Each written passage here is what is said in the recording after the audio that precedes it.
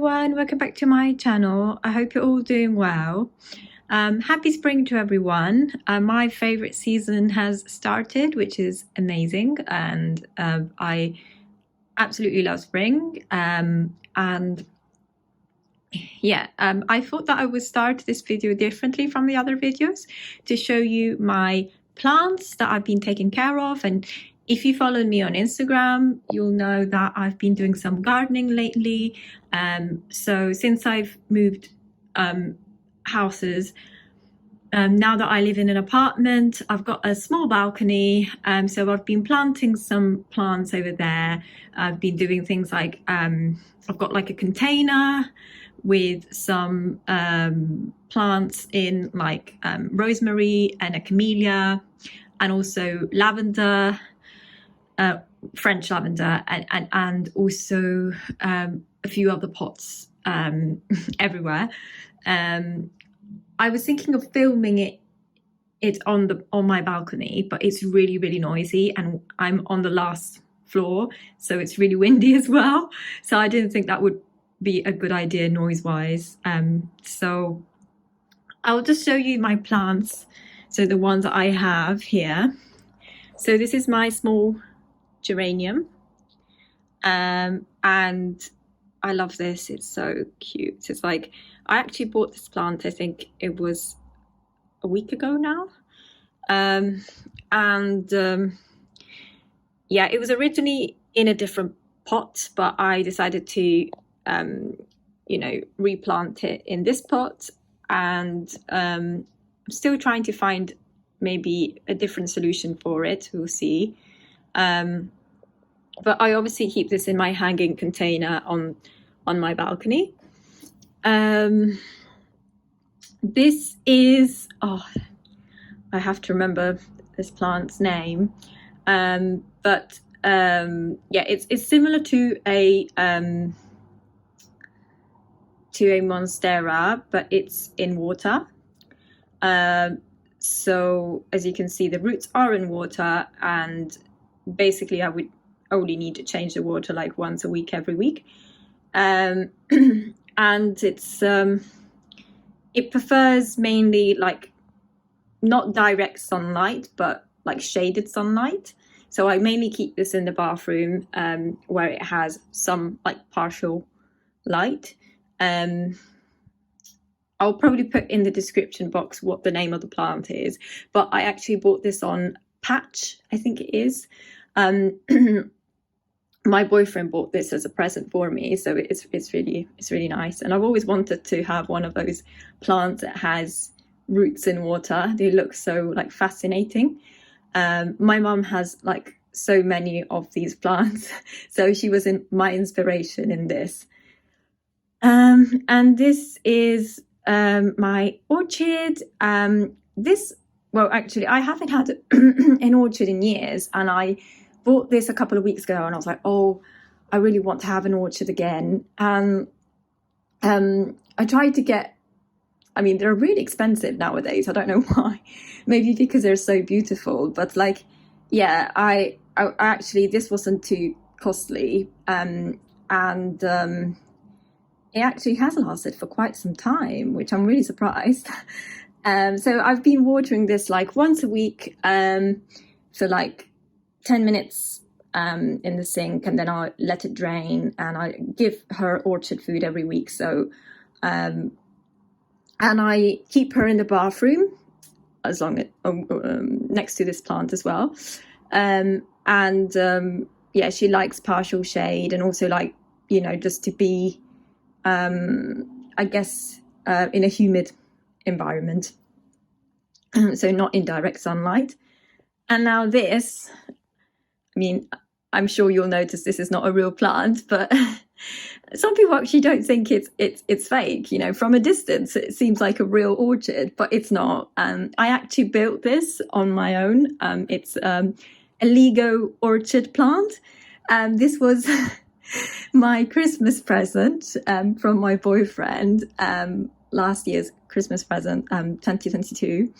And yeah, so I was like, I want to try this. And actually it's it's really easy because it has instructions. I mean, it can be a bit challenging, but like I wouldn't say it's super hard. I mean, I am a beginner with Lego, so but yeah, it's really amazing. I'll just show this to you. Like all the details, they seem so real from a distance. Like the pot, oh gosh, the pot is just so yeah. And these are my daffodils. And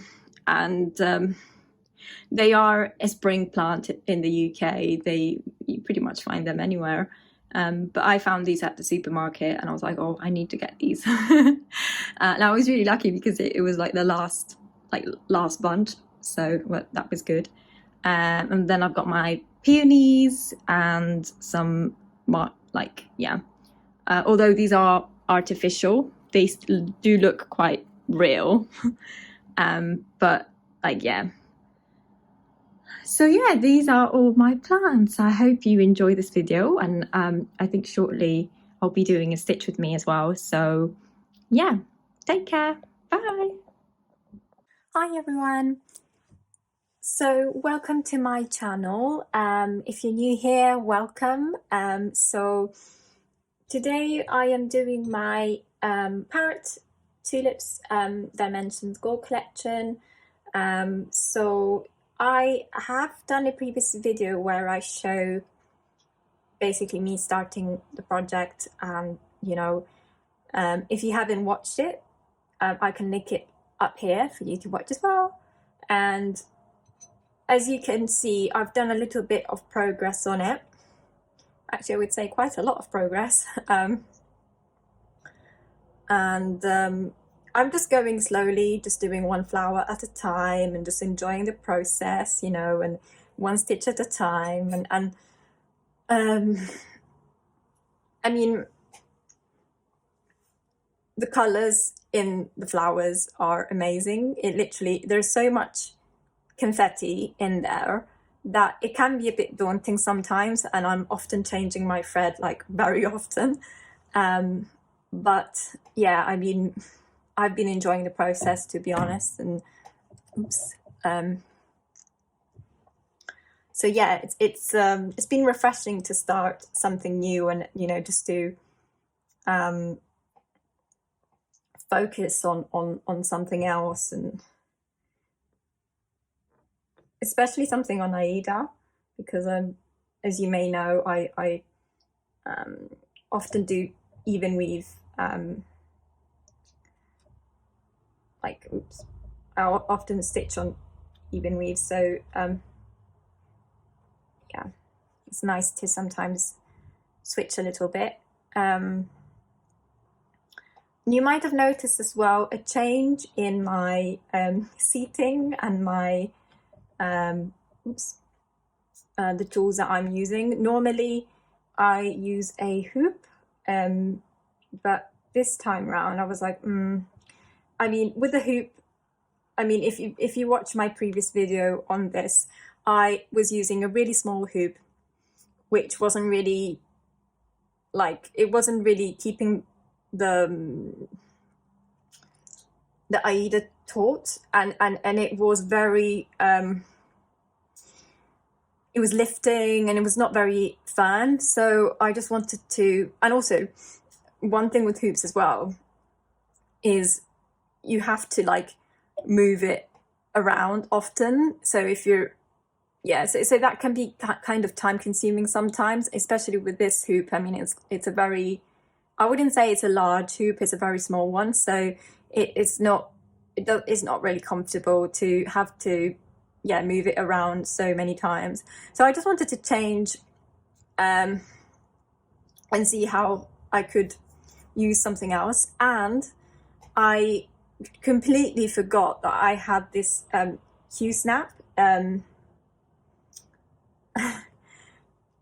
just tucked away somewhere, and it was really strange. I was going through my storage and I was like, I found one of these plastic thingies spread into the box, and I was like, where does this come from? And I was like, that's weird.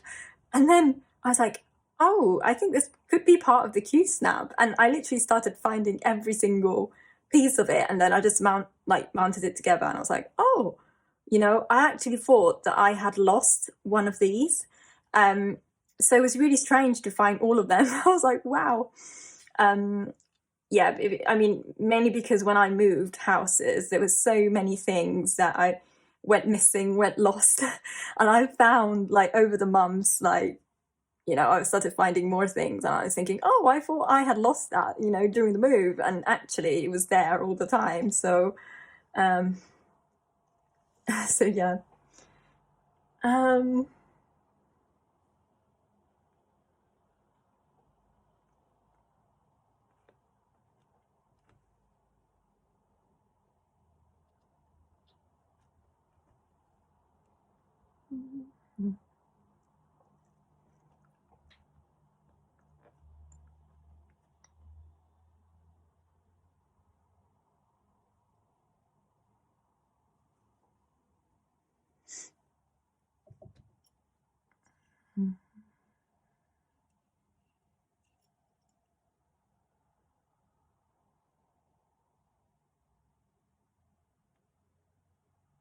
okay, it's not.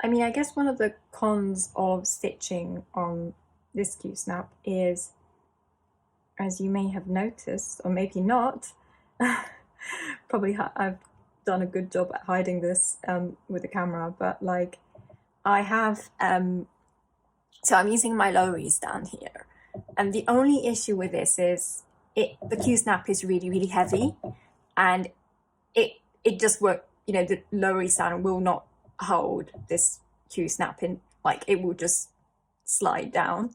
And I've really tried everything. Like I've tried putting some fabric on the clamp.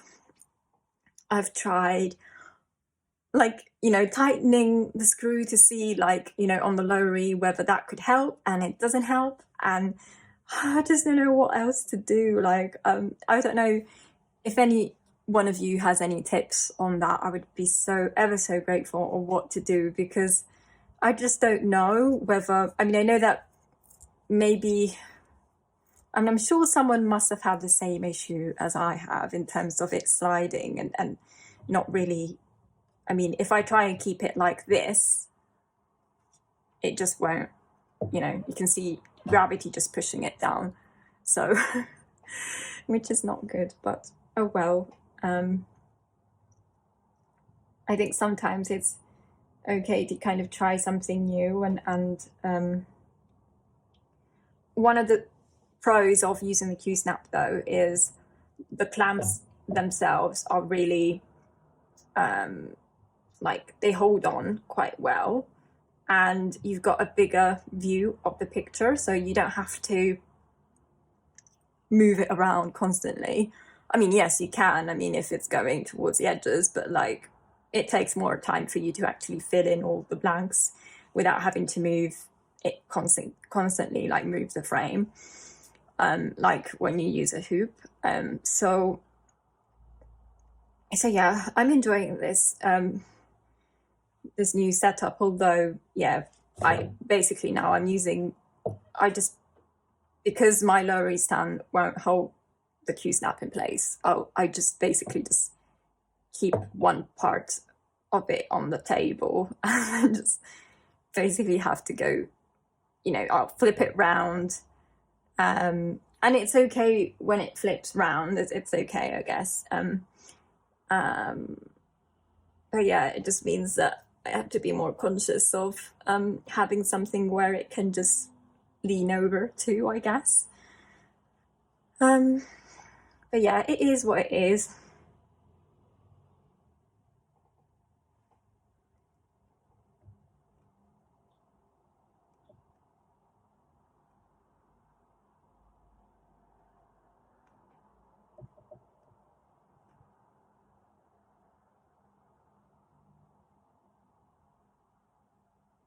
Oh, 3, 4. Okay. Sorry, I'm just talking to myself. 2.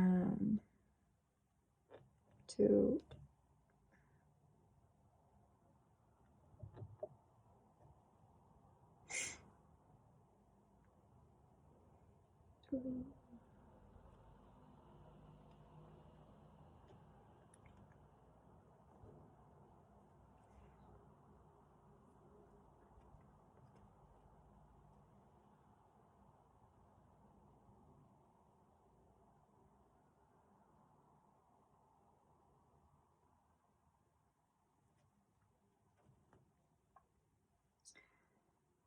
And I have to say, I mean, since I've started this, I haven't actually.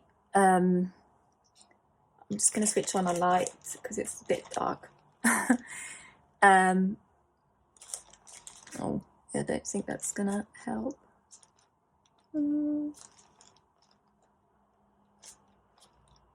I'm probably just going to try and switch on the big light. Not that that helps a lot more, but sorry guys, the lighting is a bit of a mess today, but yeah. I was saying, touch wood now, because I haven't had a lot of frogging to do on this design, so maybe because I'm stitching on Aida and it's, you know, you kind of I've noticed that I don't really do as much frogging as I do when I'm stitching on like even weave, or maybe it's just because I'm really enjoying it and I'm more focused on it. It could be that as well.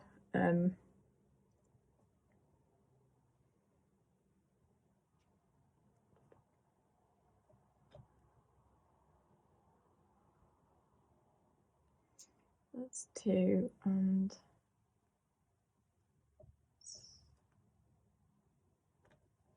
3.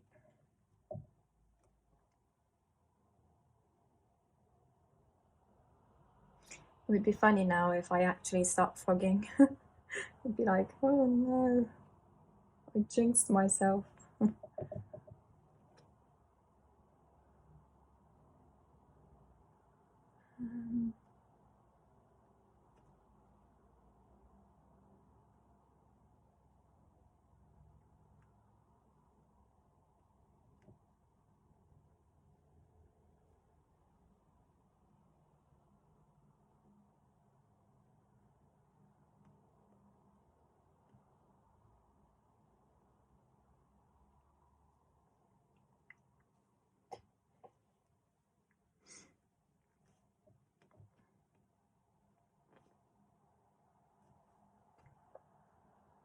I'm not sure whether I mentioned this already, but I have been going back to the gym over the last month, and it's been amazing, really. I mean, it was so strange the first time I went back after COVID. I mean, I was working out at home during 2021, 2020, and 2022 as well. So I just recently went back to the gym, and it was so strange. I mean, being there and just, yeah, it was lovely.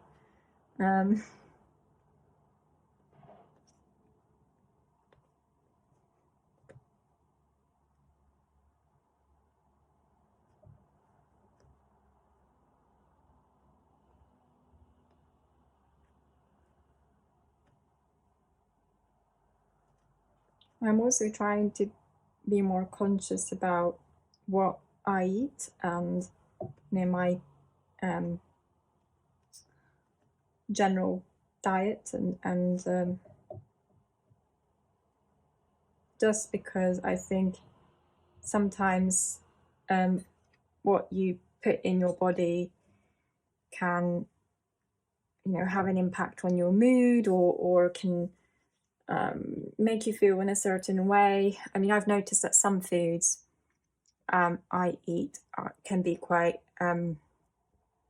heavy and will give me like a very heavy feeling, like digestion wise, and so I've made changes to my schedule as well in terms of like eating. I mean, normally, so like in Italy, we normally eat around like 7:30 or 7, sometimes 8, it depends.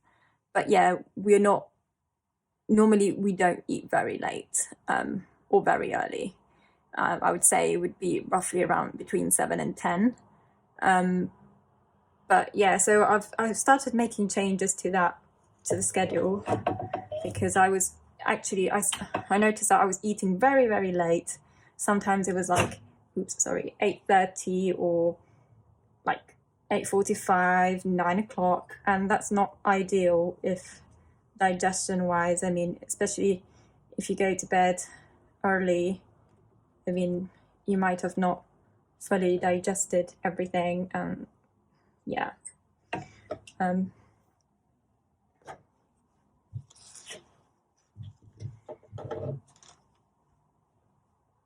I think also an important part of it as well is my work shifts as well. So a lot of my shifts are afternoon shifts, or oops, sorry about the squeak. A lot of my shifts are afternoon, evening shifts, sometimes night shifts, and so my like schedule can be all over the place when it comes to having dinner. So I do have 1 hour breaks now, which is amazing. I mean, I used to have, I think, half an hour breaks before, and it was crazy. I mean, I had to literally just eat really, really quickly, literally gulp everything down really quickly, and it didn't really feel like I had much of a break. But now it's an hour break, and it's really good. It's just allows you to just, eat at your pace. And I'm normally a very slow eater as well. So if I eat too quickly, it does have an impact on my, stomach, and I'll probably feel sick as well. So yeah.